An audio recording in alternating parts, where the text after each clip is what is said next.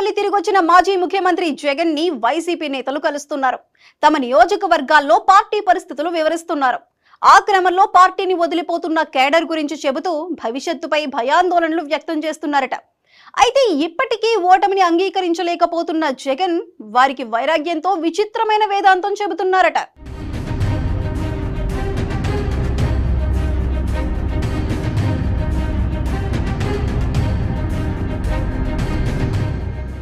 Why not 175 అన్న జగన్కు చివరకు 11 మంది ఎమ్మెల్యేలతో చిన్న టీం మాత్రమే దక్కింది. అయినా ఆయన ఓటమిని ఒప్పుకోలేకపోతున్నారు. వైసీపీ ప్రభుత్వంపై తీవ్రంగా ప్రజా వ్యతిరేకత ఉండడం వల్లే ఆయన ఓడిపోయారని వైసీపీ నేతల మొదలు రాజకీయ విశ్లేషకుల వరకు అందరూ చెబుతున్నారు. కానీ సీఎం జగన్ మాత్రం వైసీపీపై వ్యతిరేకత వల్ల తాము ఓడిపోలేదంటున్నారు. చంద్రబాబు ఇచ్చిన మోసపూరిత హామీలకు ప్రజలు ప్రభావితులై ఓటు వేశారని, 10% ఓట్లు అటు వెళ్లడంతోనే చంద్రబాబు గెలిచారని జగన్ విచిత్రమైన విశ్లేషణలు చెబుతున్నారు. ఆ క్రమంలో ఆయన తాజాగా తనను కలిసిన కొంతమంది నేతలతో సంచలన విచిత్రంగా మాట్లాడుతున్నారట. పార్టీలో ఉండేవారు ఉంటారు, పోయేవారు పోతారని చెప్తున్నారట.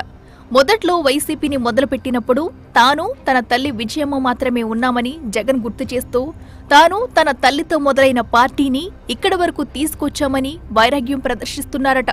ఇప్పుడు ఎవరైనా పార్టీని వీడి ఇతర పార్టీలోకి వెళ్లినా తనకొచ్చే ఇబ్బంది ఏమీ లేదని, మళ్లీ పార్టీని మొదటి నుంచి పునర్నిర్మిస్తానని చెప్పినట్టు తెలిసింది.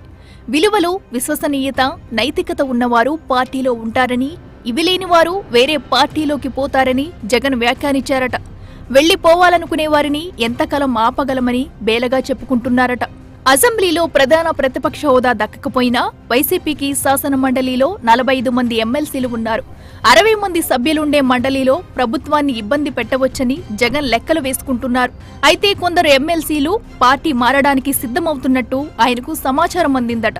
ఈ క్రమంలోనే జగన్ తనను కలిసిన పార్టీ నేతలతో విలువలు, నైతికత అంటూ నైరాస్యంగా మాట్లాడుతున్నారట.